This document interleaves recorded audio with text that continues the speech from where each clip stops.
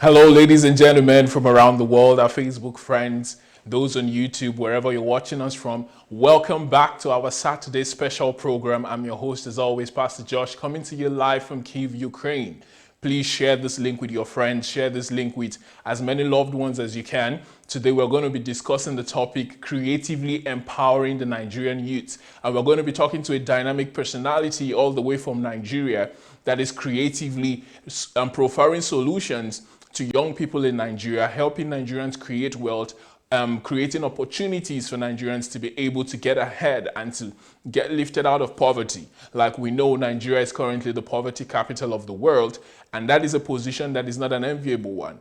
But we have a few people who we bring on the show from week to week who are actively doing something to make sure that they change that status, and in their little way, they are making a difference. So today you're going to be hearing from someone who has come up with a genius idea that is really helping to change the landscape of entrepreneurship in Nigeria and changing the way we think about getting things done. And he's going to be sharing with us his process. Is going to be talking to us about himself, and I believe that he's someone who inspires and educates us to be able to become better people and to become solutions to the country of Nigeria. And this is not just for Nigerians. I'm sure that there are a lot of people from all over the world in other African countries who are watching us, and this is something you can apply to your countries as well. Any third world country, any developing country that listens, anybody from any developing country that listens to us can apply these principles to whatever your country is, and I can assure you that the results will just be the same. And even if you're in a developed country, there are still opportunities there that you can create to get ahead and to get things done.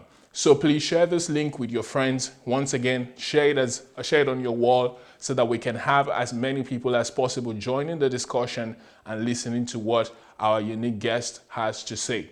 So without much further ado, please welcome Mr. Shola Aje, all the way from Nigeria. And he is the CEO of Ishaya company or idea. He's going to talk to us about how he came about that name. He's going to tell us what he does.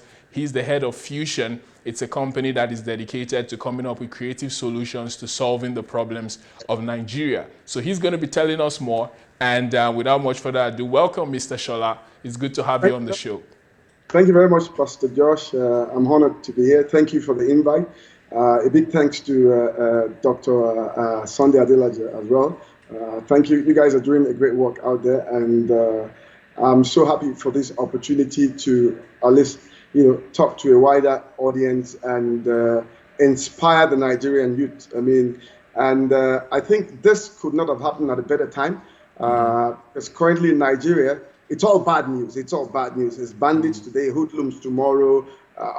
Nothing good right now is happening. But I missed the bad news. I missed the good, all the problems, the chaos. There are still good things that will happen or that is happening, and we need to focus more on the good that is happening while trying to solve the numerous problems we have as a nation. Like you said, my name, I am Shola Aje, and I'm the CEO, founder, and chief product architect at Ideas in Fusion Limited. Ideas in Fusion Limited is simply a company that I birthed, and the focus is on new product development. And yes, that's our focus, because we just want to fuse ideas together and come up with different products that will bring about solutions to different kinds of everyday problems. Okay, so talk to us about who you are. How is it that you became someone who wants to create solutions, as opposed to most people in Nigeria who believe that, number one, jobs should be given to them, number two, the government needs to take care of them. And you have clearly, gone beyond that level to coming up with your own ideas. And these are not ideas that have been out there. You are creating new ideas of how problems should be solved. So tell us about your process and how you got to this point of being a creator, rather than just someone who is a complainer or someone who is just observing the problems in Nigeria and talking about them. All right, very good question. Let me just take you back, several decades back. As a young man, I've always been fascinated by a whole lot of things. And I remember when I was about 8 years old, I went to my friend's house and I saw that he had rabbits. And I said, wait a minute. So we had to pay for the rabbit. And I said, wait, I can do this as well and get more people to buy rabbits. Okay. So, and I bought a couple of rabbits. And guess what? I discovered that there was a pair that their fall was a lot more than the normal one. So I said, wow, this pair, we can actually sell it more because nobody else has this. And I guess that was the first time I started thinking about adding value to stuffs. You take something, add value to it, then, it brings out more money. I mean, then. So that has been my focus. So as a young boy, I had a small rabbitry, as they call it, where you keep rabbits. I had pigeons. I was doing all kind of stuff. I was even into horticulture, selling plant cuttings of flowers and all that. So since the time I was a young boy, I was not the kind of person that complains. I was always out there trying to do something. And of course, I remember going to the university. My parents, because I made quite some money from the rabbit business and the flower cuttings, the sale of flower cuttings. And my parents told me that, look, that I have to shut down my business and go to the university. Okay, before you talk to us about going to the university, let me first ask you a few questions. You said you were 8 years old, right? When you saw the rabbits. Yes, when I started the rabbit business, I was 8 And then years when old. you came back home, you told your parents you wanted to start a rabbit business and they were willing to support you? I didn't even tell them. So how did you afford rabbits at 8 years old? Very good, very good. Then in Nigeria, during Christmas, you go to the uncle's house, they give you money and all that. So I kept my money with myself in a small box. Wow. So I just went and I bought a pair from that money, and that was it. As a matter of fact. So you went to the market yourself, you bought 2 rabbits, and then you brought them home, you built the cage and everything? Yes. So my parents didn't know until I think several months, because my mom had a poultry and there was a space they were not using, so I kept the rabbits there. And so your parents were already into the domestic poultry farm and all that? Yes.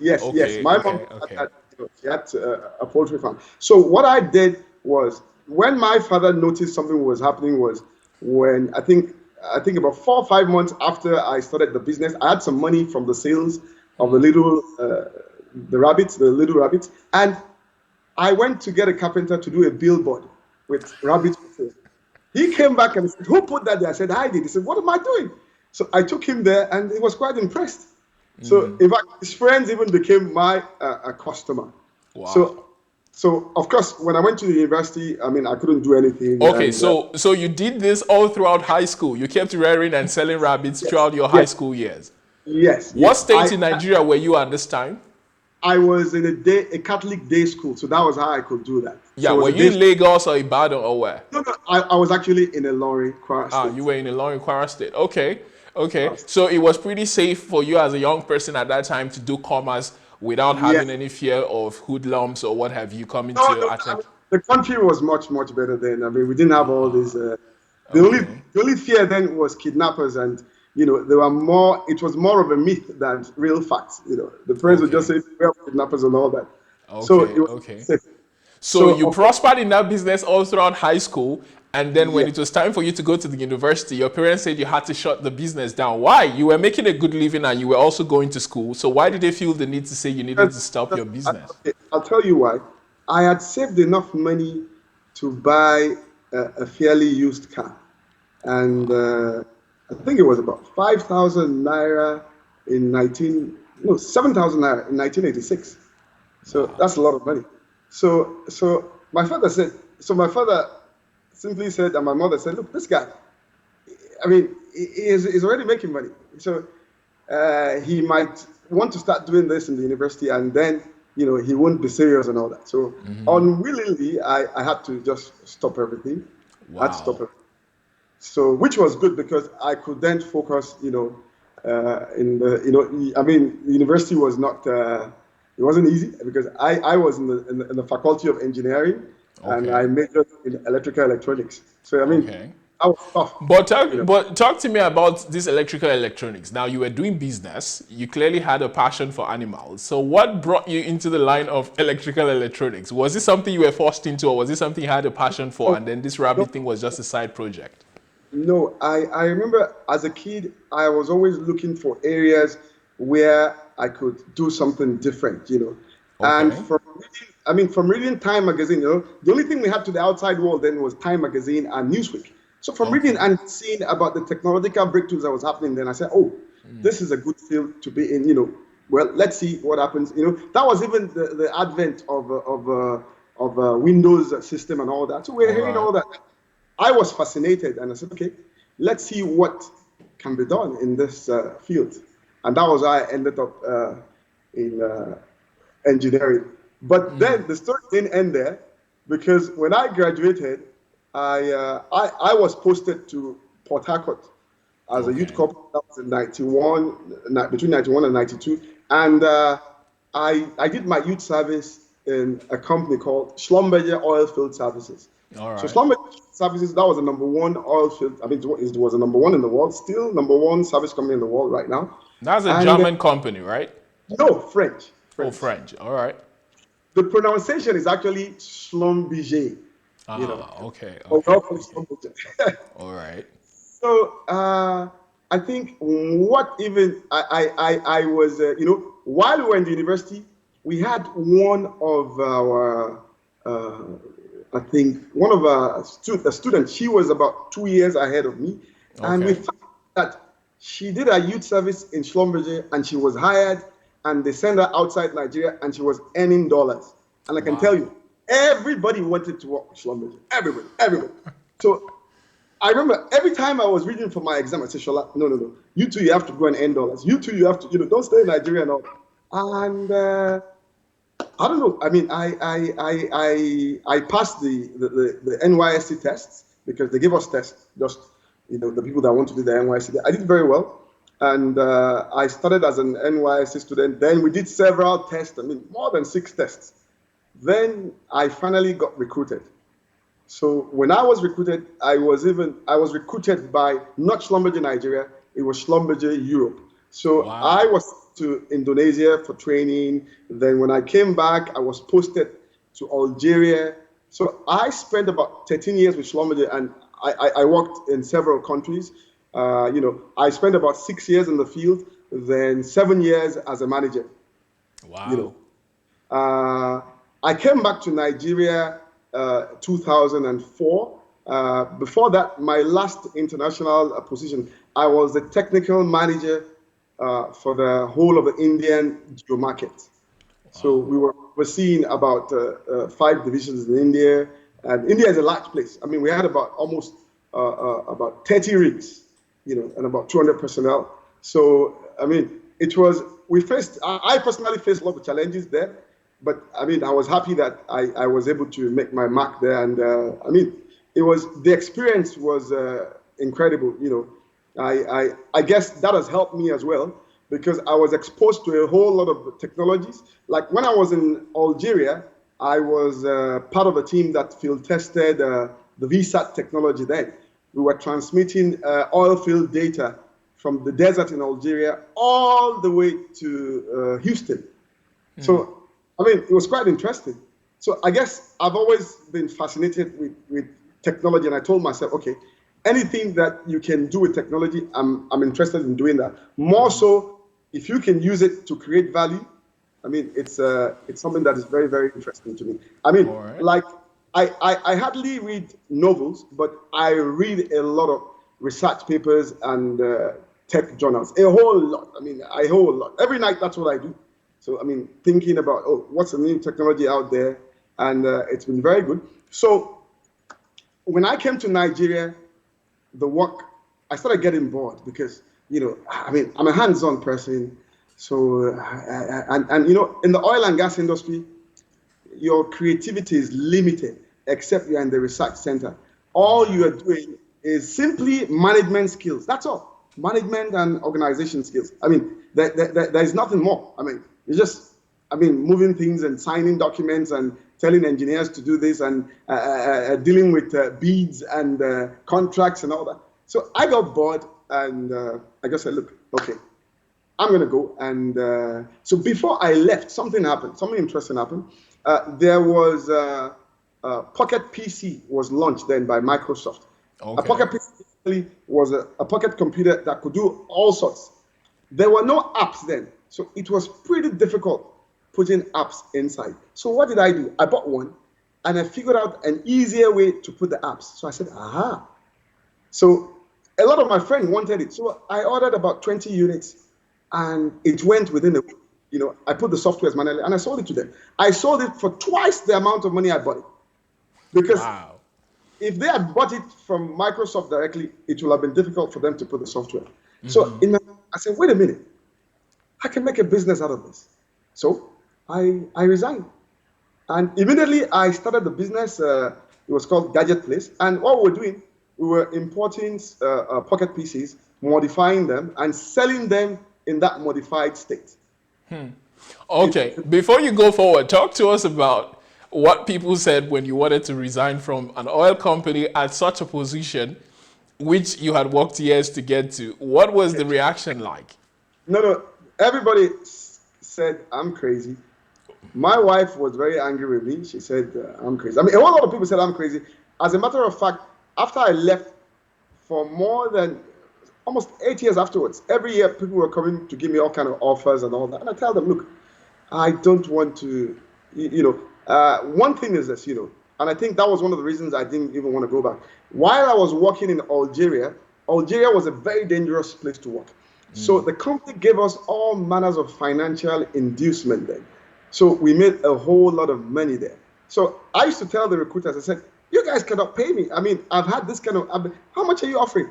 Look, money is not my problem. I want to do something different, Not that I was a billionaire then, but I was pretty much comfortable, I was very comfortable. So I looked at it. No, because I believe in my creative abilities that I can do more. I can do much more with what God has given me. So I said, no, that this is what I want to do. And we were very, very successful.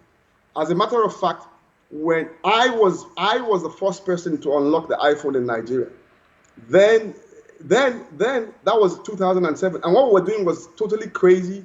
A Russian guy cracked the code and the instructions were very much. And, I figured it out within 2 days. And we were actually, merging data from the AT&T SIM, which was logged onto it, and the normal SIMs from the Nigeria telecom subscribers. So what we do, we extract data from the two SIMs and we put it in a SIM that I bought from the UK. And I had a programmer, I had something that can program all the data in the SIM into one SIM. And that was how we got the iPhone to work. People were paying 3 times the normal cost for us. I mean, our office was all jam-packed with people. The demand was pretty high. So since then, I was fascinated that, look, Shola, you can create solutions and monetize it, which is a win-win. The people are happy. I am happy as well.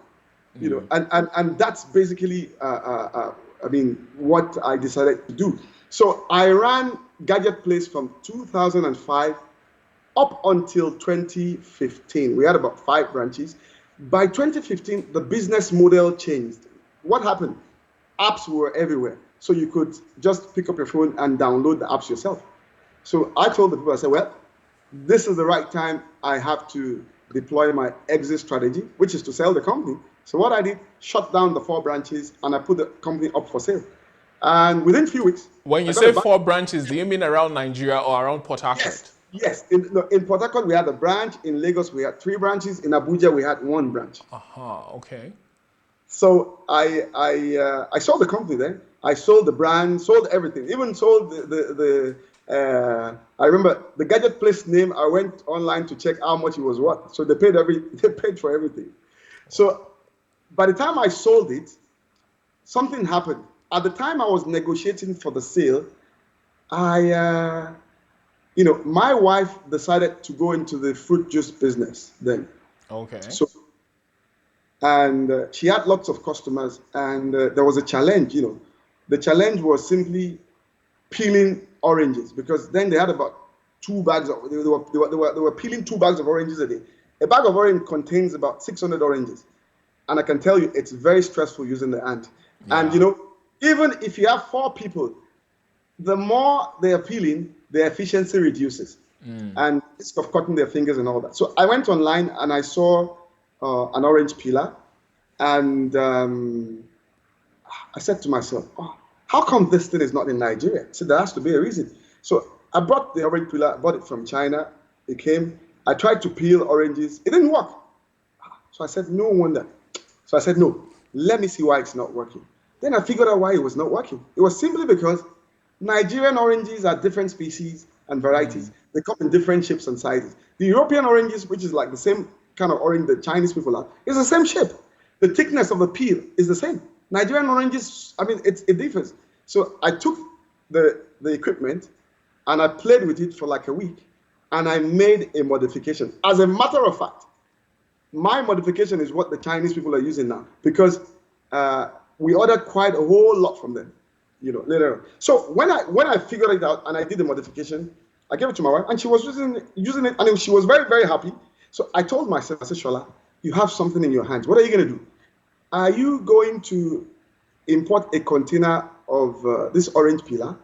Then I said, wait, if I have to sell in Nigeria, the orange peeler will have to sell at 7,500. But a knife costs 50 naira. I said, nobody's going to buy this. You need to add value to this. You need to create something out of it. So I said, no, I will not import this. So guess what I did? And I said, okay, why can't I have a mobile juice station? Because when I was in India, India, you have all these juice bars by the roadside and all that. I mean, it's quite big. I said, look, so with this, we can do something because you have a juice extractor. Then you have something that peels the orange. So we set up a table. And I told the guys, okay, you know what? Let's take this table by the road. And I got somebody to stay there. I was there as well. Guess what? We made a lot of money that day. We sold everything. I said, we sold about almost 150 bottles. And the margin was excellent. I said, this is it. So we did that. I got 2 tables. Then I think for like 2 weeks we were doing that. Then I discovered there was a problem. I said, wait a minute. Every day we have to take a car to take all the products to that place. Then again, when they finish, a car has to go and bring them. I said, no, this thing needs to be mobile. So I started off by now designing something that was mobile. And I think after about 4 months of attempting, trial and error, we came up with a prototype that works. And we tested them. We had about 4. And it was very good. Then we started selling we call it Orango. It's orange on the go. So we started selling the Orango cats. So they were just oranges. I mean, we sold it quite a lot. That was from end of 2015 all the way to 2017. End of 2017, the Federal Ministry of Agriculture, they saw the product and they fell in love with it. So they had an empowerment project and they said, look, we want this, but again, we want it to be able to extract pineapple and watermelon. So that was a challenge for me because I said, but this thing only does oranges. So I now took the juice extractor and I looked at it and I figured out, wait a minute, Shola, you can actually put an adapter here that will allow you to do pineapple and watermelon. So I designed the adapter, sent it to China, they built it for me, and it worked fine when it came. In fact, the Chinese people were curious that what do I want to use it to do, but I never told them. Because they didn't pay you for the last design solution you gave them for the orange, and now they're looking for a new one for free. So what I did, I got the thing working, and they ordered they ordered them in 100, I think about 300 units from us. So I said, oh, this is good. But then I was not satisfied because I said, wait a minute, this, from the feedback we had, not many people love the business. And one of my reasons of even creating the cat then was to say, hey, apart from us making money from the sales, we are going to help the unemployed as well. Because around that time, a lot of people were laid off. A lot of people were laid off, different companies. And in fact, many of them were happy to buy the cat because then, they could be making daily income, which is very, very important. I mean, daily income is something that is important in a cash-based economy like us. Because, I mean, if you're waiting for your salary and if you finish your salary, then how are you going to survive? But if money is coming in on a daily basis, it helps a lot. It helps a lot. So I started thinking that, look, we need to do something that will allow you do multiple jobs. And I knew it has to be renewable energy. But to be honest with you, I was afraid. I was afraid because I said, wow, this is going to be a whole lot of work. then I have to write a patent again, because every product I design, I write a patent so that it's protected in Nigeria. Okay. So like, Rango had a patent for it, and I mean, writing the patent takes time. So I was not really, Enthusiastic about it. I was not really enthusiastic. But I said, wait a minute, Shola, you need to do this not just for you, but I mean, for the young people out there. They are disillusioned. There are no jobs for them. So 2019, October, I started with the design, and then within a few weeks, 2 weeks, we came up with a prototype. Then I started writing the patent. So immediately the patent came out.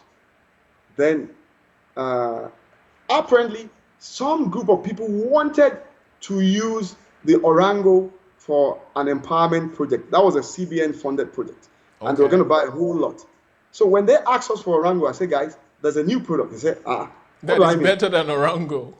Immediately I showed them, they went crazy. They said, wow, you mean this thing works? I said, it works. And so they were doing all the paperwork, and we were still testing it. So by June 2020, we had already finished testing. So they told us that, look, that they want to be the first people that will use it. I said, okay, there's no problem. So we started building them. So we built about 50 units, and by September, everything was okay, and they mobilized us. So they So you ordered, mean the coronavirus crisis didn't slow you down at all? I will tell you what I did. No, it did. But what I did then, I was working from home. Okay. And the reason I could work from home was simply because my family, they're in the US. My kids are US citizens. Okay. Two of them they're in college already. So Okay. my wife is with them in the US. She's doing her master's as well. So I was the only one at home. And I mean, it's my house. It's not rented. So I basically turned my house into a factory. Wow. So even something interesting happened during the NSAS. The place we were using to fabricate and do all this, to build all these things, we heard that people were coming there to attack us and take all the things away. So I moved everything to my house, removed my sitting room, converted everything overnight into a factory. And I think, Mr. Shola, I think we misnamed this show. We should have named this show Why I Quit My Old Job to Become a Genius Inventor. Because seriously, I'm fascinated by what I'm hearing. Please, ladies and gentlemen, let me just talk to the audience. Please share this link with as many people as you can, because I've never seen anybody like Mr. Shola before. I've interviewed a lot of people on this show, and we do this every week. But he is really a unique personality. And he's proving that Nigerians can actually create solutions from any problem that they see around them. He just keeps going from one product to the next, and he just keeps creating answers to questions that a lot of people just ask every day and just leave out of frustration instead of providing solutions. And especially those who have gone to universities. Now, he went to school, and with his education, he's been able to apply his skills to creating solutions rather than just sitting down looking for a job. So this is, I'm so fascinated by this story, and I'm so inspired by it, because it shows that we can actually solve the problems we have right there in Nigeria. The Chinese could not solve the problems, and he found the way around their own technology to solving it. He started by outsmarting Bill Gates, outsmarting Steve Jobs. He did that with Windows. He did the same thing with Apple, and he did the same thing with the Chinese technology. So I am just so fascinated by this, and I think every Nigerian needs to hear about Mr. Shola Aje, and they need to understand that they too can do what he has done. And instead of being depressed, instead of being, I'm feeling disenfranchised, which is very easy because of all the bad news, like he said at the top of the show, you can create solutions. So back to you, Mr. Shola. I'm just, I'm just right. really so, taken so, aback by your story. It's such an so interesting during one. NSAS, the guys called me, and I remember taking the call, and then what I had was congratulations. And I said, what? He said, okay, that the CBN had released the funds that we're going to build 1,000 units. I said, wow, this is good news. So they asked me, they said, okay, but there's an NSAS. Now what am I going to do? I said, guys, I've turned my house into a factory, and we started work already. So wow. So you innovated your way around the NSAS movement, around the COVID virus, yes, and then you just kept producing. Yes. So I mean, we have already built about 250 units for them, which we've delivered. As a matter of fact, we didn't even want to engage the public yet. The video that went viral, I'll tell you what happened, because we had orders from government agencies as well. So I said, look, because I know when the general public see it, they're going to go crazy. And let me say this, and I'll mention it afterwards. There is even another product that is totally mind-blowing. I'll talk about that later. That Okay. it's already at the prototype stage. So what we did, so what happened about this video was a friend of mine called me and said, Shola, I want to buy the Orango cat. I said, why do you want to buy the Orango cat? We have something new. Let me send you the video. This guy was the person, he was the only one I shared the video with. And he's not even sure, he didn't even know he was the one that made the video viral. So what happened, I gave it to him on Saturday. On Monday, about 10 days ago, Monday, early morning, I got a call, 4 a.m. from the UK. I mean, calls were coming in. I look at my WhatsApp, there were so many strange, and I said, wait a minute, what's going on here? I was even afraid maybe somebody died. And people were asking me, Ishaya. I said, oh. And our phones have been ringing nonstop. I mean, we've had, orders from more than 20 countries. And our headache, our problem, which is a good problem, is how we're gonna expand. Meets the demand and supply. Yes. So right now, we're already working on how we're gonna be. Right now, our capacity is about 250 units, about 200 units a month. So we want to, in the next coming weeks and months, we want to take it to about 1,000 units to 2,000 units a month. So that's a whole lot of work.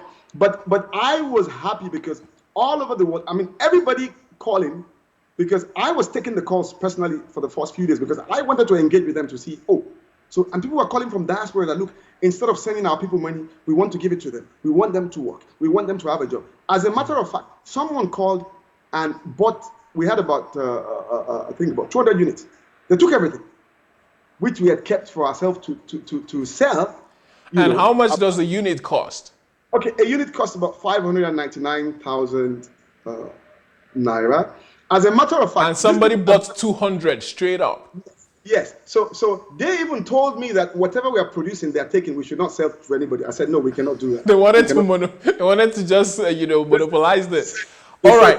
Before you go on, Mr. Shola, please let us show the audience this video that you're talking about, and let's show them this product. So please cue the video so that the audience can see what this product looks like and what Mr. Shola's video, what the viral video looks like. Please go ahead.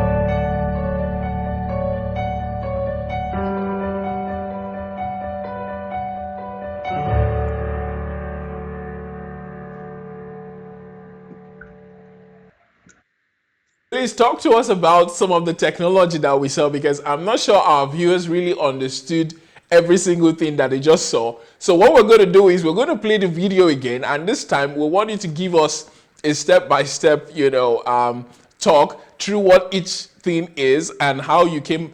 Just tell us what each thing is, and right up until the end where we see the solar panels and stuff like that.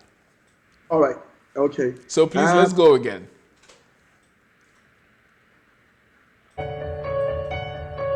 Okay.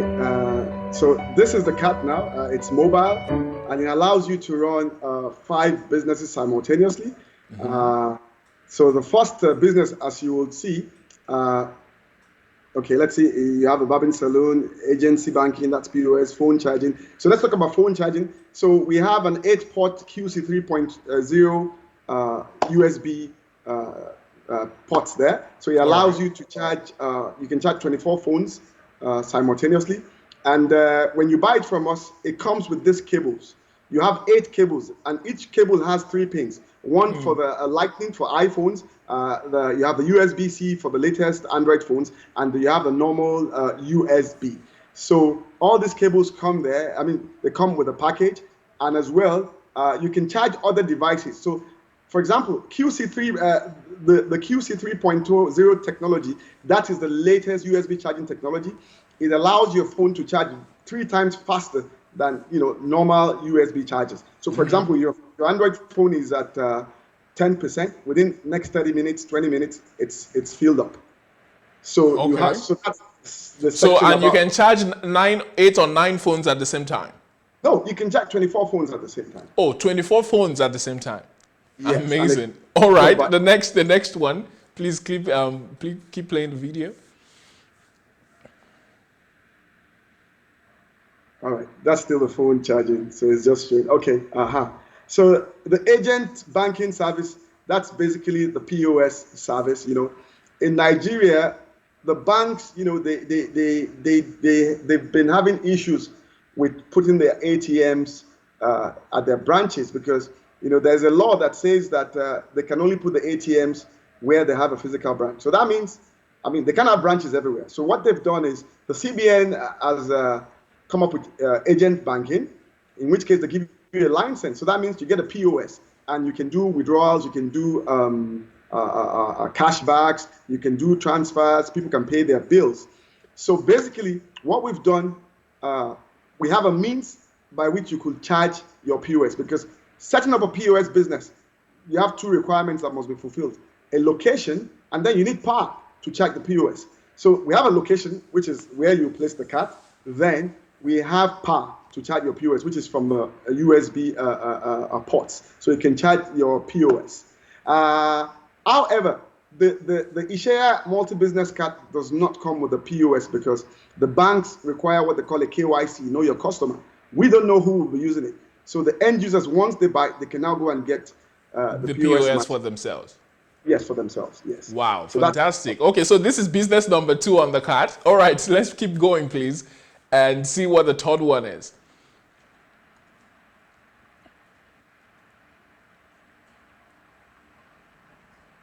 All right, this is pretty interesting.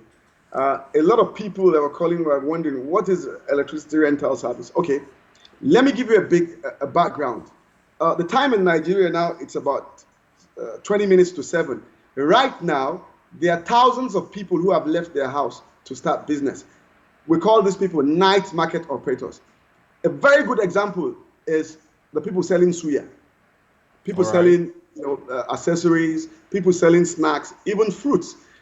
At night, it's pretty dark everywhere in most places. Especially for the suya people, you need to see the kind of meat you're buying to be sure it's fresh. So that's a problem for them. So how have they been trying to solve this problem? They try to get power by any means possible. So what they've been using is a small generator just to power one bulb. So when I saw it, I said, wait a minute. Ishaya has a means to charge things. So why don't we put 4 LED lithium ion battery lamps, okay, that can last for 6 hours? Because we figured out when the man selling suya runs that small generator for 5 hours, he spends an average about 700 naira a day on fuel. So we're saying with the LED lamp, he can rent one for 200 naira. So he's saving money, saving himself about 500 naira. He is not polluting the environment, and there is no noise. So LED lamps that come with the Ishaya card, they are there to be rented out to people. Individuals can use it, but they are essentially targeting, night market operators, saving them money, and then at the same time reducing pollution of the environment. So it's like using, one stone to kill two birds. All right. And how many people can this light service at one time? No, okay. The card, the Ishaya multi-business card, it comes with 4. So that means you can service 4 night market operators. You can always come to us to buy more if you want. You can buy more. We have, we have them available for sale. But it comes standard with 4 of this LED lamps. The interesting thing is that most of the lamps imported into Nigeria, they are not run on lithium ion. They run on tiny lead acid batteries. So they just last for 1 hour and that's it. So this one lasts for about 6 hours. Wow. So you made an improvement on the regular importations that we usually have. And this one runs 6 times better than. And this is this rechargeable? Yes, it's rechargeable. That's it. It's rechargeable. It's rechargeable. Fantastic. So during the day, you are charging it. In the night, you give it out to them for use. And it's actually, within 3 hours, it's already fully charged from 0. Wow. Incredible. All right. The next product, please keep playing the video. So that's an example of a lamp there. You can see. Okay, that's the little lamp there that you give out to the customers, to the clients. Okay, all right. So this is fruit juice processing. Is that the device you told us that you made for peeling stuff? That's that stuff, peeling the oranges. Yeah. Oh, okay.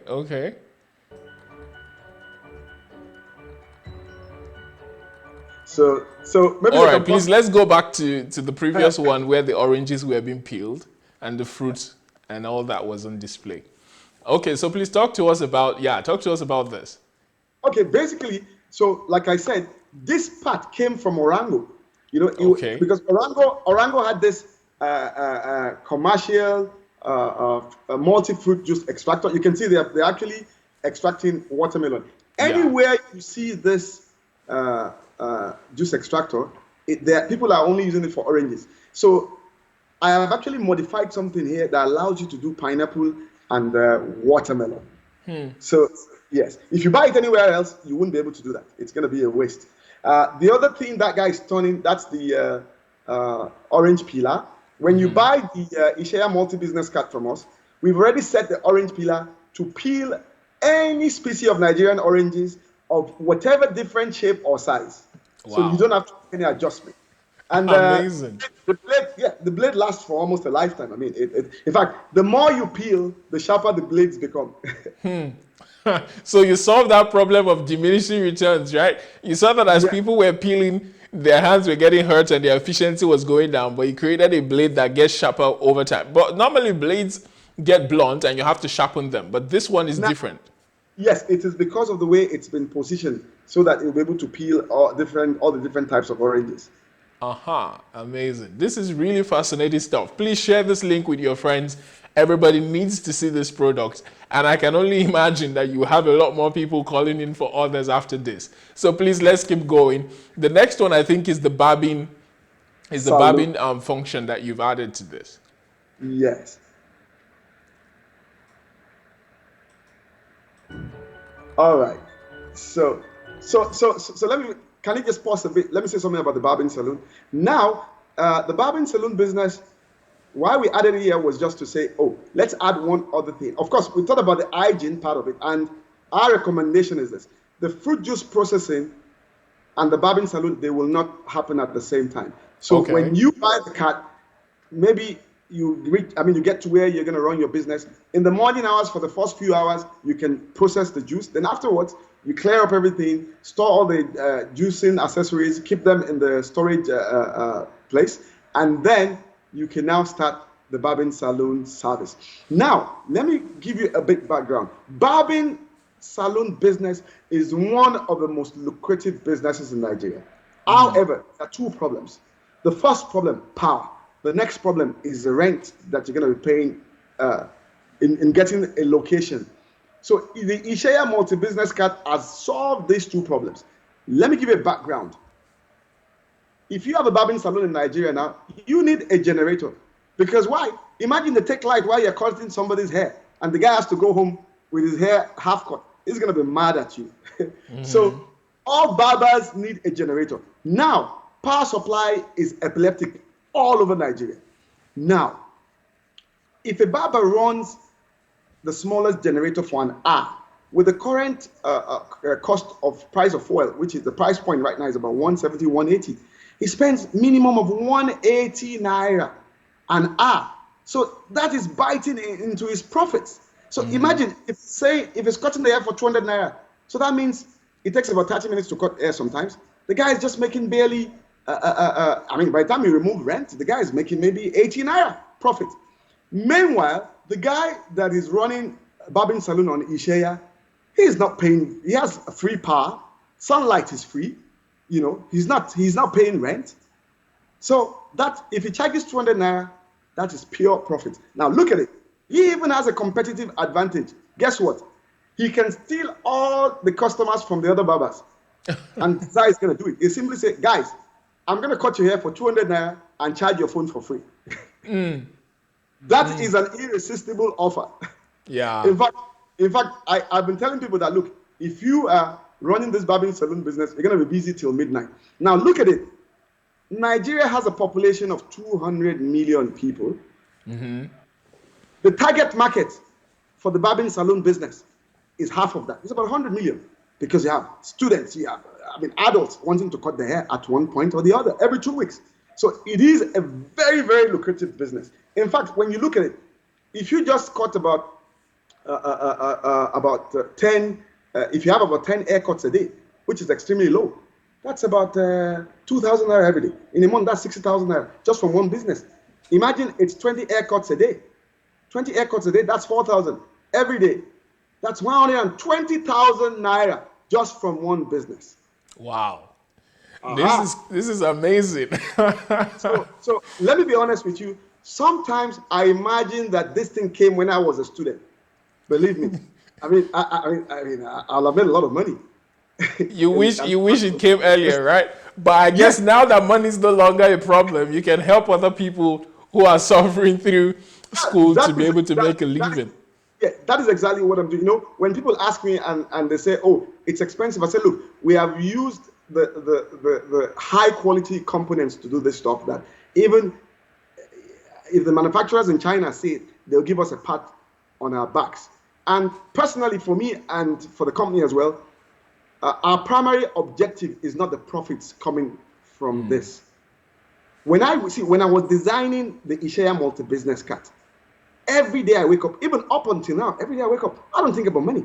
I think about solving the problem.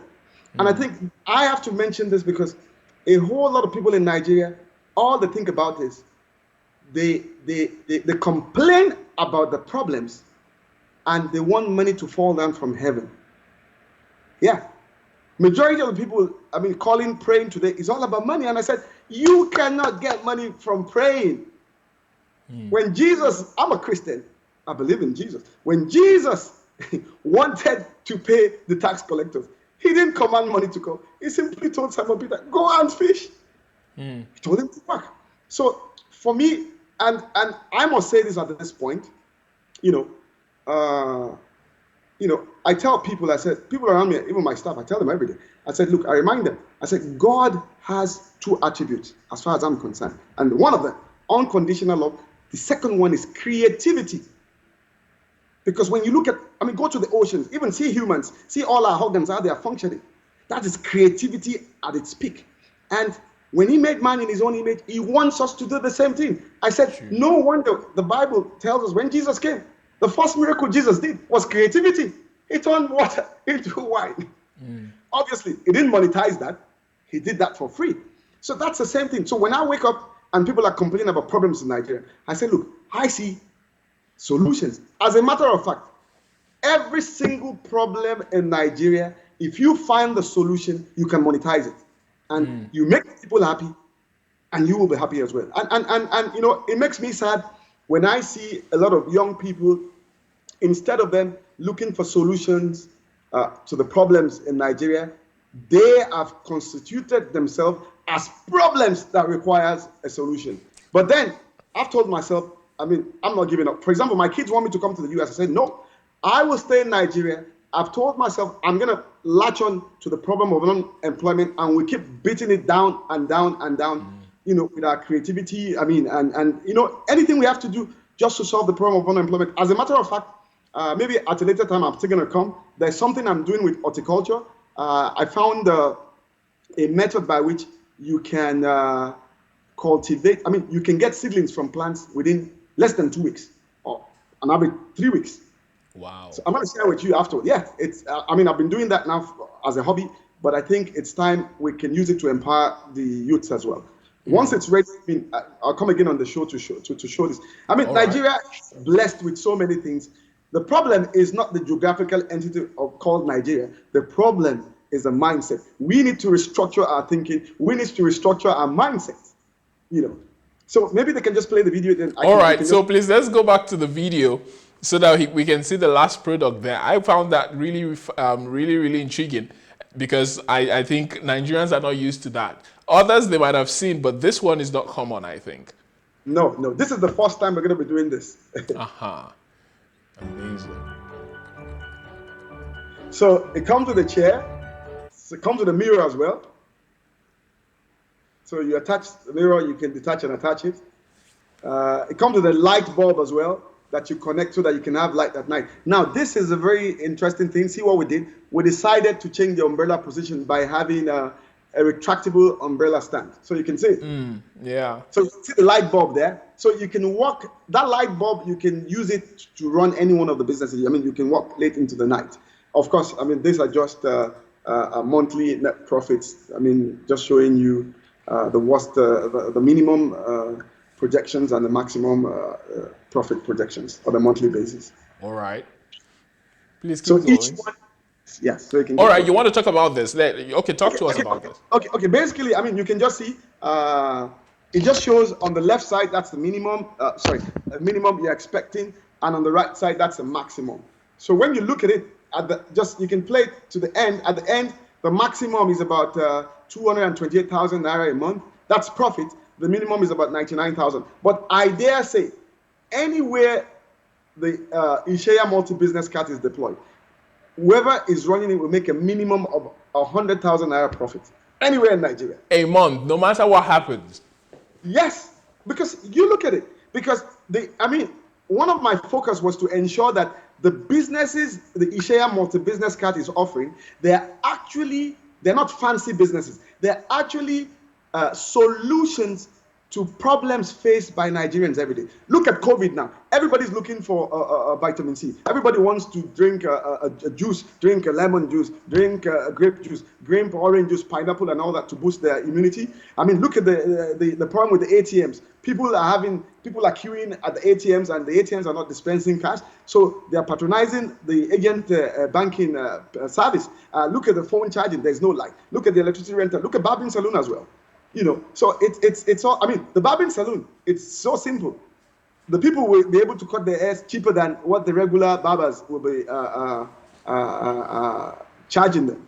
Yeah, it's possible. If you're not even able to barb the hair yourself, you can just hire somebody to come, and they will be willing to come to share the profit with you, 50% or thereabout, because they will not get that if they're renting for themselves and powering themselves and all that, like you spoke about. Absolutely, and I can tell you what with the barbing salon service, we have put in fact, when you look at the kit we put inside, I mean, the professional barbers will be jealous because we put in high quality clippers and accessories, everything. You don't need to buy anything again to start that business.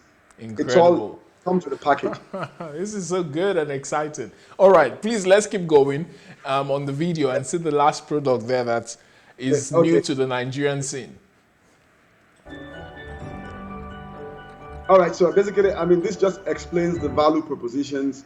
I mean, what you get in return.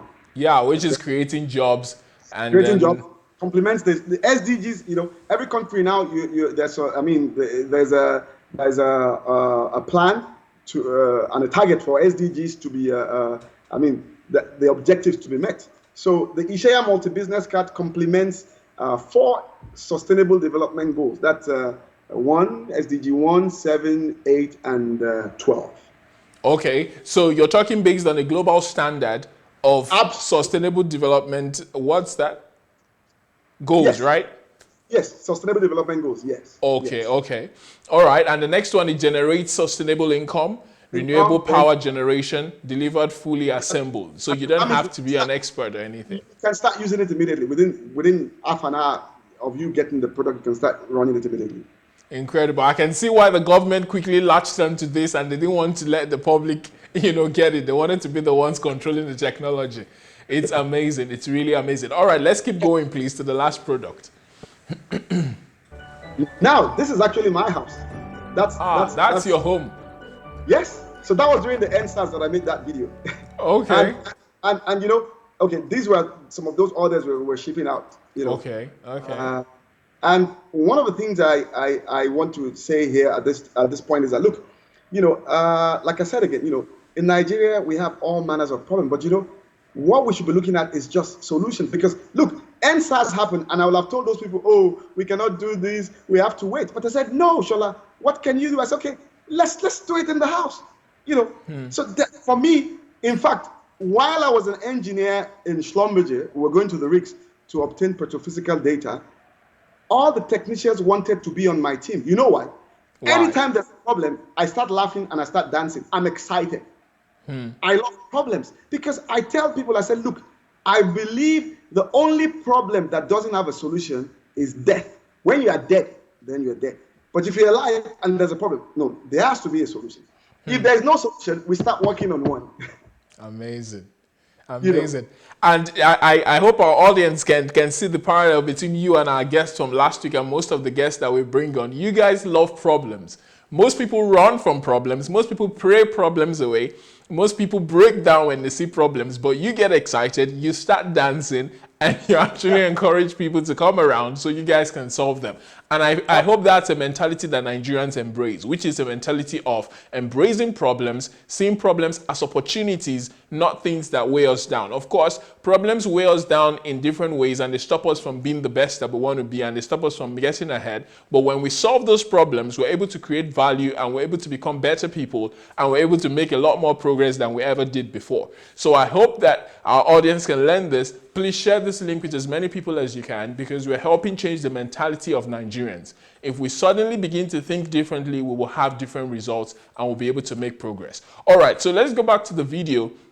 I think we skipped the product we wanted to talk about, so we need to go back a few. Okay, no, that product, the new product is not in the video. What about this one? I'm seeing these panels.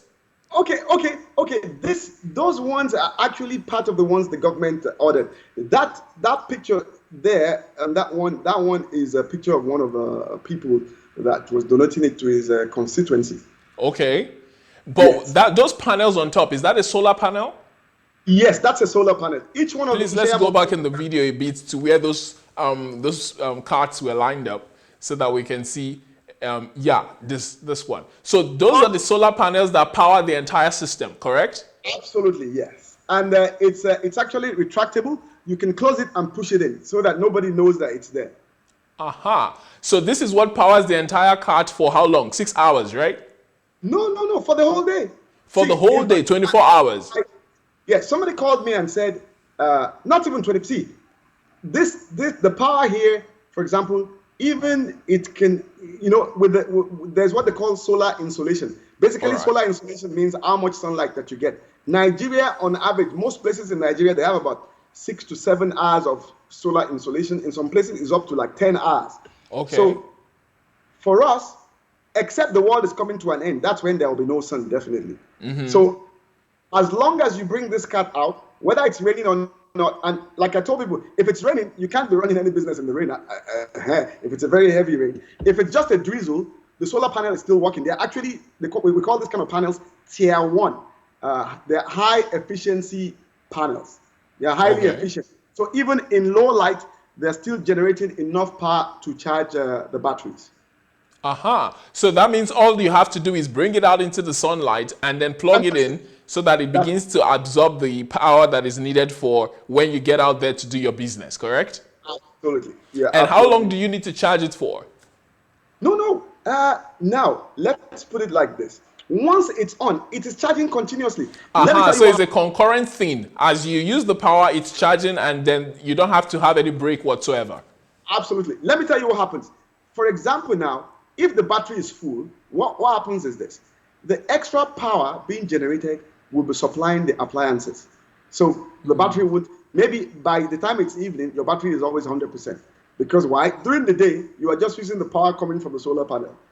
Aha. So you've got direct power from the solar panel during the day, and then when it's the evening, you've now got the battery to fall back on, correct? Exactly, And the exactly. power in the battery can last you for a whole 24 hours. Absolutely. In fact, the power in the battery, if you want to cut hair only, it will you can have about almost 43 haircuts before it goes to 0 or 10%. Incredible. Wow. And Okay. 43 haircuts, I don't think anybody can do that in a whole day. So you said this one was specifically ordered for by a politician. That means that you're not yet doing the mass production of this product in the market, correct? Right. We were supposed to release the product to the general public. That was next month. So we had Okay. earmarked about 200 units for our own use, and this was the units that I said that it's been bought. All So right right. now, So if someone wants to partner with you to open up like a company where these things are produced, are you open to something like that? well, we already, as I'm speaking to you, we've got a bigger place now that we'll start production on Monday, and we're even trying to expand and do much more. In fact, right now we're talking to some manufacturing people in China. I'm thinking of having robots, having maybe one or two robots as well, that they can be doing the fabrication and the welding, because the robots, they don't sleep, so you Yeah. can run them all through the night and all that. So like I said, what's on our mind now is how we can meet the demand, because the demand, even in fact, we have lots of calls from more than 20 countries, because every country that is suffering from unemployment, they need something like this. We've had calls from the Caribbeans, Haiti, Jamaica, Sudan, the Congo, every I third don't see world. any third world country that wouldn't want this, really, because Yeah, every single problem you've solved is something that is fundamentally needed in every single third world country. absolutely, absolutely, absolutely. Like I said, absolutely, like I said, for me, when people started calling and people were, they were very happy with me and congratulating me. To be honest with you, I was not really excited, because not out of arrogance, because in my head, I'm looking at the next product, which I told already have a prototype.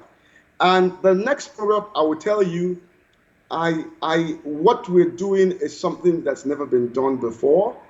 And I won't be detailed, but I'm going to say we'll cause a positive disruption in a particular industry.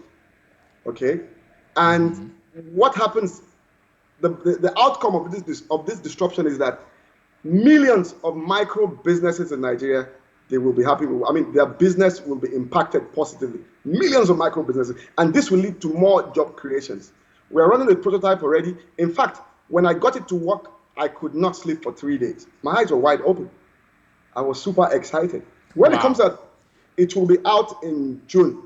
It's Okay. more expensive than this, but what it's doing is giving. In fact, let me tell you the categories of people that will need it. Religious organizations will need it. Doctors will need it. Business owners will need it. Even, let me say this, the government was not here. Bandits may need it as well. It's empowering everybody, even onto the negative side. Everybody will find a use for it. I tell you, it's been something that people have not thought about. And it's an area that, the big players in that particular industry, they don't care about the small industries. But even the big players, they will pay attention and say, wait, what's going on here? So right now, as we're doing this, I'm working on that as well. So we're running tests. So that product will be out in the market. I can tell you the name already. It's gonna be Ishaya Multi-Business Max. That one we will add either. This one is 5 products. That one we have about 7 products. Sorry, Wow. seven business services, 7 businesses, yes. But So this it's seven, going to be a one-stop shop for 7 businesses. yes, but these extra businesses will be a business that everybody will want, even your team as well will want to. You will need the services being offered by this particular service we're talking about. I won't say much about it, but the next Okay. 2 months, well, We would love to once, have you back when it's ready, exactly, so exactly. that we'll be But one of the first people to introduce it to the Nigerians. yes, yes, yes, yes. Incredible. All right. So talk to us about those who feel like, they might not be able to afford the 599,000. That's approximately 600,000 naira that is Fantastic, needed. Is there some fantastic. kind of financing, Okay, system all that you right. think they can have to be able to pay for it over time, since you've clearly showed us how lucrative it is? Okay, to be honest with you, we've tried different financing methods, and it didn't work out because the financial institutions, they wanted to put more financial burden on the people that will borrow the money, and I said no. Okay. So they wanted some part for themselves, increasing the rates and all that, right? I don't want to say that, but I mean that's why I said the burden. They wanted to put a burden on the people, and I said no. So, but however, the current administration, they're doing a fantastic job. But you see, people hate them so much. People complain so much. They don't even know the opportunities that are out there. There are so many schemes. There's the Nigerian Youth Investment Scheme. There's the AGNIS scheme. So there's so many CBN funded. I mean, there's so many schemes out there that people can what Apply do you call it? for. Apply for. But everybody's complaining. Nobody wants to do the right thing. See, for me, if you're in Nigeria with a smartphone, you have no right to say that there's a problem in the country. There's so much you can do. I mean, all this stuff I'm doing, I mean, these are things I took up from myself. If I have a problem, I go online and check it out. The horticulture, I'm doing the same thing. So instead of people complaining, they need to find out what's going on. So in terms of financing, there are lots of options out there. But what I'm trying to do as well is we're trying to encourage organizations, and it's working already. I can tell you there are about 2 religious organizations that have approached us. They want to empower a lot of people. There are several companies now that they want to use this product. We're already in discussion with them, and they want to buy thousands. They want to use it for CSR, and I'm very excited about that because you see, like I said, I mean, I'm not. Anytime a company tells me, Shola, we're ordering 500 units. Guess what? I never think about the money. Guess what I think about? 500 units. I quickly take my calculator and I punch 500 times 3. So how many jobs is that? That's 1,500 Nigerians that will be empowered. That's what I look at. That's what I look at. And I would say this. People, when you look at the top list of the richest people in the world, there are people solving problems. Yep. All of them. So I believe there is a special blessing from God, regardless of what your religion is. As long as you are solving problems, you will be blessed. Because you're helping people. Yeah, and you're bettering humanity as a whole, because when you're solving Absolutely. problems like that, you're reducing crime, you're reducing pain, you're reducing suffering, you're giving people access to good health, you're creating happiness, you're creating family units that function well. So it's the benefits are innumerable, really. Absolutely. It is. Fantastic. All right. So now that you've showed us your project and the program and the products that you've given to the Nigerian public, so now it's all about meeting demand, because I can assure you everybody's Yes. going to want a piece of this. I wanted to talk to us about your own process, because a lot of people might say, hey, he had a good job, he had education, and due to all of those stuff, he was able to build a financial cushion for himself where he doesn't need to care about money anymore. So somebody who doesn't have as much funds as you do, or somebody who is poor and broke, what exactly will you tell them, and how would you advise them to start and begin to make things happen for themselves? Okay. I think in Nigeria, the problem, when you want to start a business as an entrepreneur, the first thing you should do, don't think about money. Think about the value, whatever, is it a product or an idea or a service? Think about the value that service brings to the table. I tell my staff something, and I tell them, I say, look, see, as I am right now, take every single thing I have. As a matter of fact, drop me in Lagos naked, sell my house, sell everything I have, come back in 6 months. I'm going to be living in a house and I'm going to be doing well. Why? Because I've told myself, look, I have a lot of skills. Let me name some skills I have before I even, because this is to encourage people. I can work as a gardener, I can work as a driver, I can work as an electrician, I can work as an IT specialist, I can work as a geologist, I can work as a civil engineer, I can work as a petrophysicist, I can work as a petroleum engineer, I can work as a graphics artist, I can work as a gate man. I can do all sorts. So for me, no job is too small. And see, for me, my philosophy is this: think big, start small. When I was selling that business and I wanted to do the orange stuff, someone told I called the driver that drives my mom in the lorry, because I'm in Port Harcourt. I said, find out, I was doing a survey, find out how much they're selling bags of oranges. He now told my mom that, because I explained to him what we want to do. My mom now called me and said, wait a minute, you this man. First you left the oil and gas. You now came to the business. Now I'm hearing that you want to start selling oranges. Guess what? He told the driver, don't go to that market. And he warned me. He said, what's this? Are you crazy? She told me she was coming to Port Harcourt to talk to me. She never came. But I was just looking at her because she doesn't see what I see. So for me, I think the first thing is this: pride. Most Nigerians, both the young and old, they're too proud. I cannot do this. I'm too big for this. No. Get your hands dirty. If you need the capital, look for things that will raise the capital. If you have to go to the market to carry bags of stuff to make money or something, get your hands dirty. See, look at the young person today. And for me, I blame religious organizations. There's this concept in a lot of religious organizations, and I'm not going to mention names, of fake it till you make it, packaging. What do you mean by packaging? What's packaging? Do something to yourself. Who are you fooling by dressing fine on a Sunday? By pretending to have what you don't. What you don't have. So that's it. So for me, it's pride. But see, it will shock you. When people even see me, what I do, they're surprised that, how come this guy is doing this?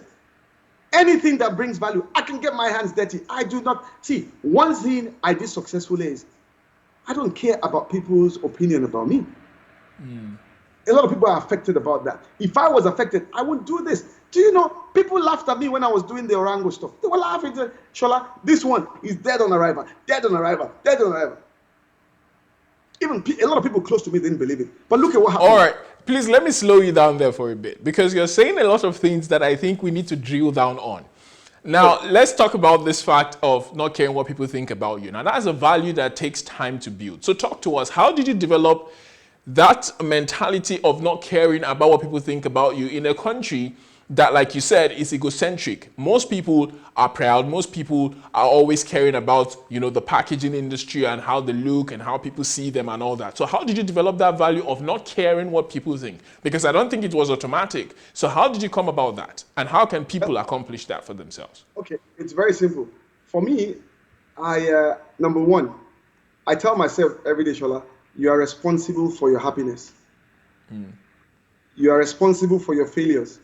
Don't blame anybody. If your business fails, don't blame the staff that stole the money. Blame yourself. And for me, it helps, because that's the first step. For you to, don't pay attention to what others think about you, okay? And make sure that, see, let me tell you the problem. The problem is that a lot of people seek validation. I don't seek validation from anybody. Why not? Everybody wants to be validated, especially when they're accomplishing a lot of good things. So how did you come to the point where you don't care what people do, whether they tell you thank you or not? In spite of all you create, you just keep going. Because at the end of the day, I'm not thinking about the money I'm making from what I'm doing. I'm thinking about the value, and that excites me. That at least if the people around me are saying, Shola, this will not work, and they're not praising me, the people that will use it, they will be happy. And that's what I've been seeing. So you just look at them as people who are not your target audience at the time, and you say, my target audience will appreciate it when it comes to them, correct? Let me give an example. So imagine now that I'm a gardener, and my wife is saying, oh, useless gardening. She's not happy that, how can my husband go and be doing gardening work and all that? Guess what? I go to someone's house, and I deliver quality service. And the man says, Shola, you are the best gardener I've seen. Do you think that is all I need? All the other people abusing me outside, I don't need them. There's one man that recognizes me. So what do I try to do? To make sure I repeat the same thing in another place, repeat the same thing in another place. And that's why when you see, in terms of product development, I am not satisfied. By the time I have a product, immediately within few weeks, I say, Shola, you have to do something better. And I start, sleeping less and thinking more. It's okay, we need to do something better. What problem can we solve? What can we do? Do you understand what I mean? So I think people need to stop seeking validation from others. They need to minimize that. They should focus on the validation of their customers and those who they are paying their services to. Exactly. And then believe in yourself. Believe in yourself. Believe that you can do it. See, I've told people religion has damaged the mindset of a whole lot of people. I believe in God, but I'm not religious. How did you escape? How did you escape the religious mentality in Nigeria? Because we're encumbered with them. Whether you go to church or not, somebody's speaker outside your window is going to be shouting. Early in the morning, somebody's out there with a megaphone on the radio, on TV. So it's almost like you cannot escape that religious atmosphere in Nigeria. And most of them are saying the exact same thing that you've talked about, that numbs the minds of people, makes them egocentric, and stops them from making meaningful progress. So how did you defeat that system to become somebody who is spiritual minded but not religious? I defeated that system about 4 years ago when I discovered that, wait, God doesn't have a religion. His religion is love. Because look at Nigeria today. We were brought up, in the past 20 years, the kind of religion you find in Nigeria, especially in Christendom, is that, you go to God and pray for money. But when I discovered, I said, no, it doesn't work that way. If that's the case, then we should be richer than Dangote. We should be richer than all these other people. And the Chinese people, the Hindus. And I said, look, something is wrong. And I said, wait a minute. God is irreligious. You just have to do what you have to do. In fact, I tell my staff, I said, look, the biggest prayer you can pray is with your hands, when your hands are committed unto good works. Unto good works now. That's the biggest prayer. I said, because things start happening. But when you don't use your hands, what are you doing? You're not doing anything. So for me, I pray every day, and I don't get sucked into doctrines and all that. No. I've told myself, Shola, all I want is to be happy and make people around me happy, and use my ideas to make the world a better place to live in. For me, unconditional love, basically. In fact, maybe later I'll tell you about an NGO that I just launched. I'm ready. Yes. Well, okay. Well, maybe I can just say that quickly now, because just tell us now. Go ahead, please. Ties into what we're saying. See, 3 years ago, when I discovered that, wait a minute, something is not right, and I stopped going to church, and I said, wait, I've been going to church for a long time. Now I need to do something. And I said, instead of going to church on Sundays, I noticed all around us we have mentally challenged people. They are ostracized by their families. They are ostracized by religious organizations, by governments. And I said, wait, there are a lot of them in Port Harcourt. And I said, Shola, okay, this is what you've been doing. I gathered about a few guys, and we started feeding them in Port Harcourt. We feed 100 every day. We did that for like 7 months. Then the government chased them away. I don't know what happened. They chased them away. But I said, no. So sometimes we still go out and see a few of them. And I even told myself, I said, look, we need to register a proper NGO, because I refuse to take donations from people. I said, look, don't pay that money into my account. There has to be accountability. If you want to pay money, let us be registered then, because we're going to show you how your money was spent. It should be transparency. Yes. So the name of the NGO is City Missionaries. And when you look at it, it's like an oxymoron, because you don't find missionaries in the city. But I'm trying to say, hey, the missionaries are out there trying to fix the lives of the people in the villages. But a lot of the people in the villages have come to the cities. So who's going to be helping them? So this is where City Missionary comes in. And what we're going to do is this. The registration will be done finally. We'll have the certificate in another 2 weeks. And this is what we want to do. I decided to do something never done before in Nigeria and in many parts of the world. And what do I want to do? City Missionaries, our sole objective right now is to rehabilitate every mentally challenged person in Nigeria. We don't care your religion, we don't care who you are. every mentally challenged person in Nigeria, every one of them. We will rehabilitate them and integrate them back into the society. And how are we going to do this? So under City Missionaries, we have what I call the Gerasins Project. Gerasin is an interesting name. And Gerasins Project, I got it from, that story they taught us in Sunday school. And what happened in Matthew when Jesus went about to heal two mentally challenged men. It happened in the city of Gerasin. So I tell myself, I said, wait, Shola, you and this group of people, you don't have the miraculous power of Jesus, but you have the resources. You have technology. You have unconditional love. You have medicine. So we have medical science. So we said we will harness all this together, and on the Gerasin's project, we'll start in Port Harcourt. We should start by the 1st of April. So we'll start Gerasin's project. Then we're not stopping there. Because if we rehabilitate these people, how are we going to integrate them into the society? So what I'm proposing is every city of Nigeria, we will have a large expanse of land called Gerasin City. Gerasin City will be focused on two things: digital technology and agriculture. So we will harness, we're going to go deep into digital technology, all the services, all the jobs we can create through digital technology. The same thing with agriculture and the various value chains. And these people will be integrated there. In fact, Gerasin City will be a double-edged sword. We will use it to integrate these people back into the society. Then we'll create jobs too. People that are unemployed will have the opportunity to work in this place. So that's something that I'm very, very passionate about. Incredible. So are you going to build a facility to keep all of these mentally challenged people during the duration of their treatment and all that? Okay. When we start in April in Port Harcourt, we will start in batches. We identify an hospital, we'll put them there. But okay, so you're going to partner with an already existing hospital? Absolutely. But at the same time, we will start working on the Gerasin City project. The first thing we'll build in the Gerasin City project is to have a place, a medical facility where these people will be properly taken care of. And the reason why I'm saying that is,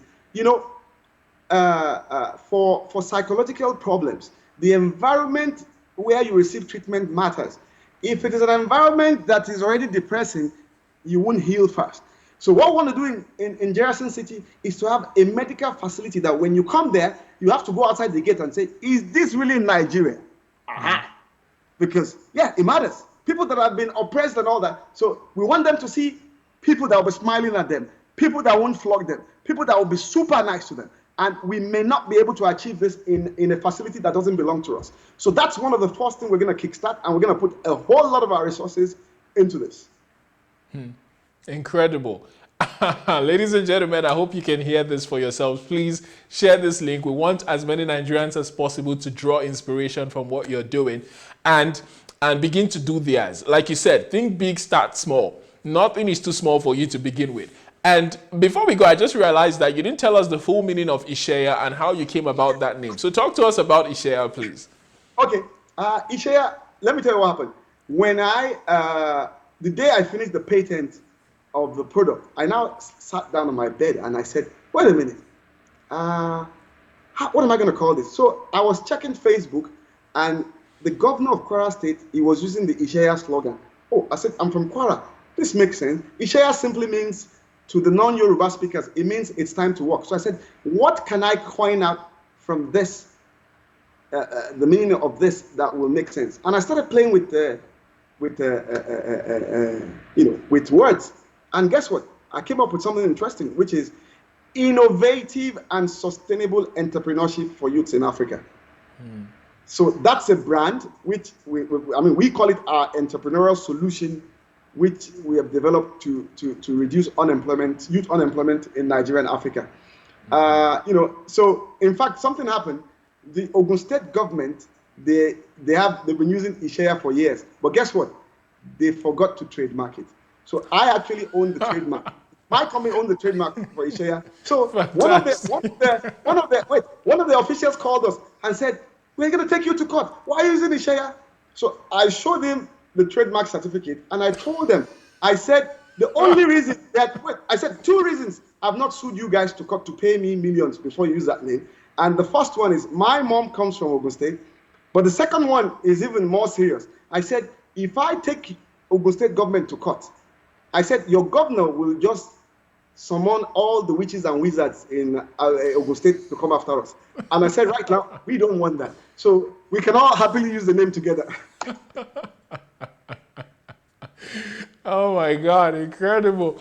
Well, I'm really fascinated and inspired by what you've said today. And with all that you're doing, it's just amazing. And I hope that more Nigerians can think like you, and more Nigerians can begin to see and believe the things that you do. Do you have any form of do you have any outreach you do to raise more people like yourself? Like, do you have any outreach you do to young people to teach them and to change their minds, or are we the first people that are revealing you to the world? Yes, because one of the things we wanted to do as well with the city missionaries was to have a means to do this. So apart from our core objective, our secondary objective will be, to bring youth together and inspire them, and with different kind of programs and all that. So we're looking at that as well. We're looking at that as well. Okay. And we will do that. Fantastic. We will do that. We will do that. Incredible. And there is something that you talked about. You just glossed over it, but I want us to go back to it so that you can properly hammer on that point, which is that of you being able to do a lot of things, that means over the years you've developed a lot of skills, but then you said that you spend most of your evenings reading and studying. That means you're somebody who is dedicated to self-education. So talk to us a little bit about, and I'm sure you didn't go to universities for most of the skills that you've got. You only went and got your first degree in electrical engineering, correct? Yeah, absolutely. All right, and all the others you learned yourself. So talk to us about your self-development, system, and how you are able to, on your own, build and bring all these skills together into yourself. I think my self-development, the origin of my self-development system can be traced to my days in Algeria. Algeria is a desert location. So I remember then, for whatever reason, my manager never used to send me for training. Maybe because he knows that he trusts me with the jobs, that the jobs, when I go, the jobs are always successful. So most of the time, the equipment are just there, and so I just go and learn it. So guess what? The guys that went to training school for that equipment, when they come back, because I played with it, I am the one that will still teach them. Okay. So they went for the theory while you delved straight into the practicals and the trying and error and what have you, and then you learned it. Absolutely. So I discovered that, wait a minute, once you have information, keep working at it. So the more information you have, it's better for you. So every skill I've learned, I learned it online. Graphics. Okay, for example, now look at that video. The video you're watching, I did it myself. I use PowerPoint and Filmora. I mean, I can crunch out videos on PowerPoint. I can do animations from PowerPoint that will shock you. So I learned all this myself. So I tell people, I say, look, when I see young men watching videos, yeah, it's good to watch videos and all that with your data. But for me, my data is spent on knowledge. I want to know more. I want to know more so that we can help people. I want to know more so I can help myself as well. So I think people need to set aside time to learn more. And there's a whole lot to learn right now. So, I mean, those days you say, oh, there are no libraries and all that. Come on, your smartphone is a gateway to knowledge, to the sea of knowledge. So you go and swim in that sea and come up with something that you can use for yourself and use for the society as well. Incredible.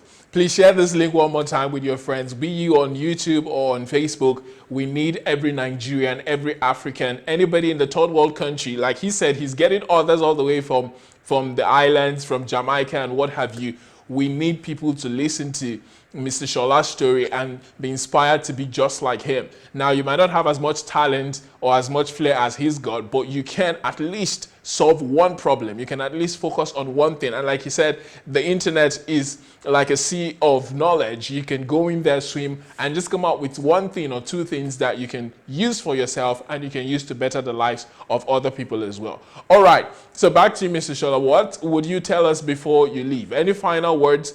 Because this has been such an amazing time, and I believe that if we keep going, we might be here for another couple of hours. So do you want to tell us anything finally before you go? Yes. Well, my message is directed to all Nigerians, especially the young people, because you go online now, I mean, there's a lot of bad news everywhere.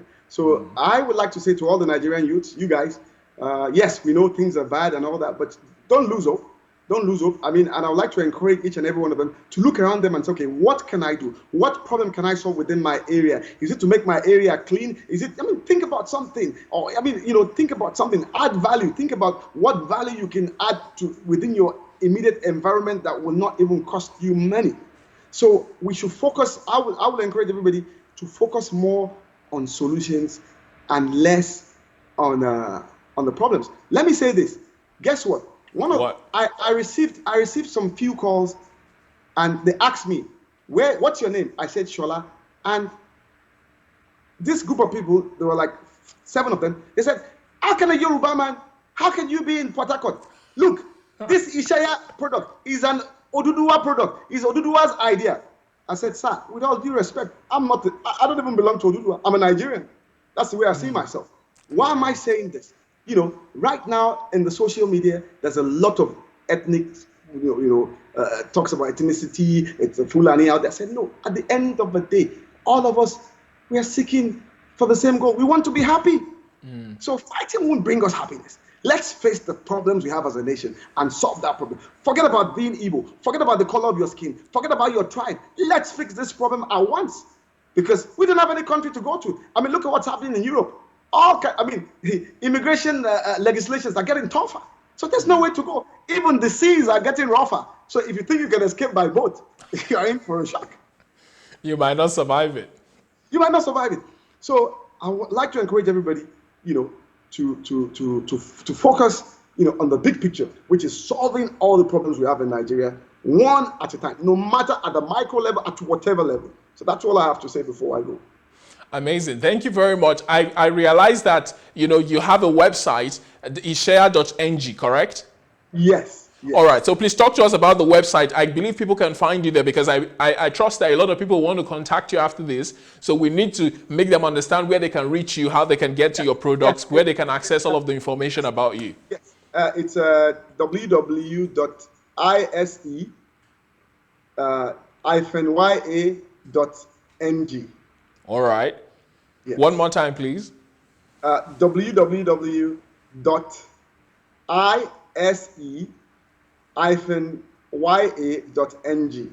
All right, so fantastic. They can reach our line. I mean, our WhatsApp line is there. Our phone number is there. They can reach us there as well. Even on the YouTube, they can just go to the Ishaya channel. They can subscribe as well. They'll see our telephone number there. They can drop their comments there too on our YouTube channel.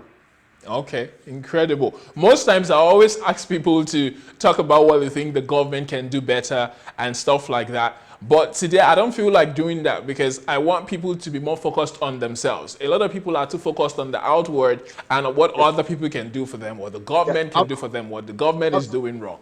Absolutely. So we need to focus inwards and begin to really dig into ourselves to see what we can create to become part of the solutions instead of just complaining about the problems. Absolutely. All right. Thank you very much for coming, Mr. Shola. Thank you very much, and please extend my warm regards to Dr. Adelaja. I feel honored to be on this platform.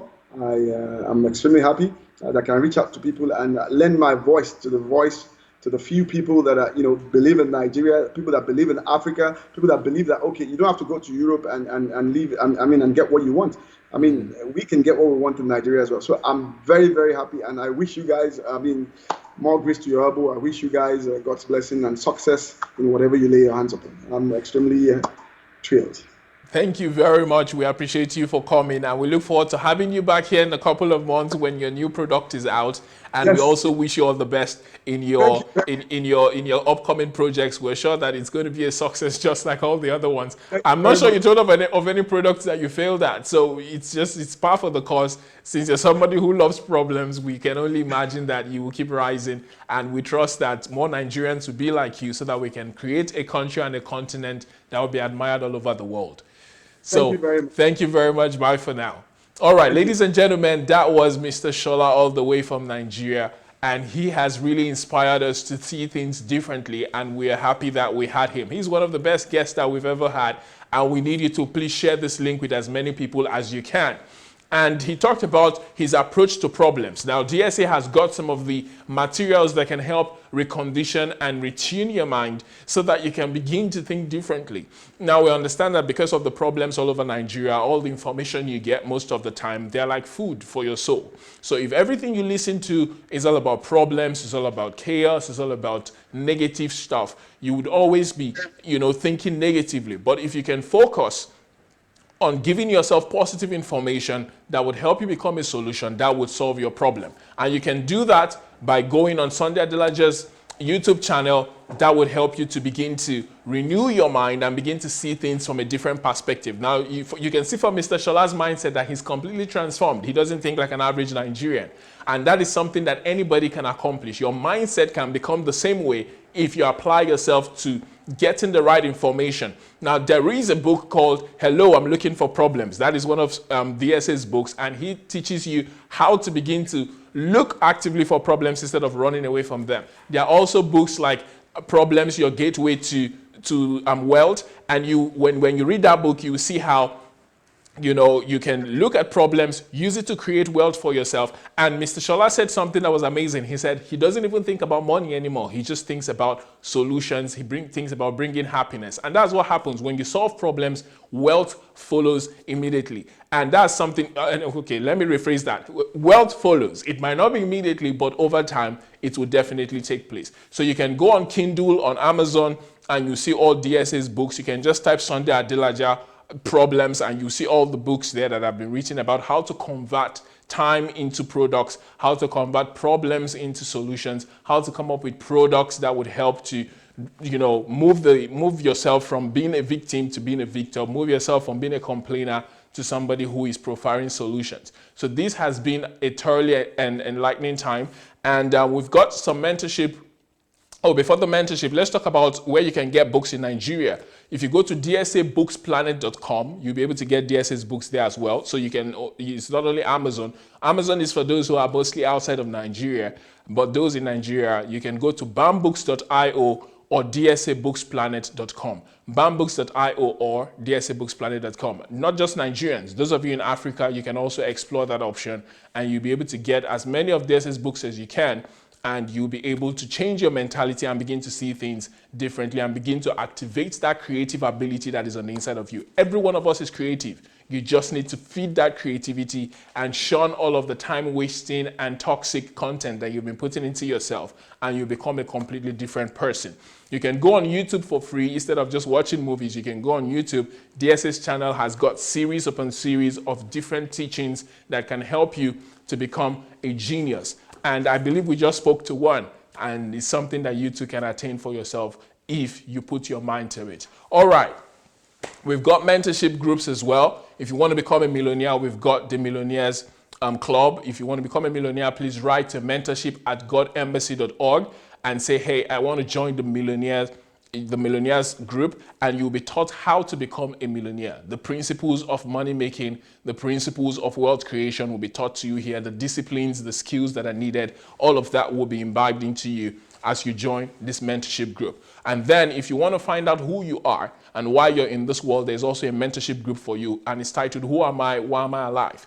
You can also write to mentorship@godembassy.org, and you'll be welcomed into the group. You can just tell them, hey, I want to find out who I am. I want to find out why I'm in this world. That's a question everyone who is going to make a difference must ask. And that mentorship group has been tailor-made to help you figure that out and to make you actualize yourself as an individual. And you will now be able to function like people like Mr. Shola, who are profiling solutions instead of just complaining, and they're a positive force for good in the world.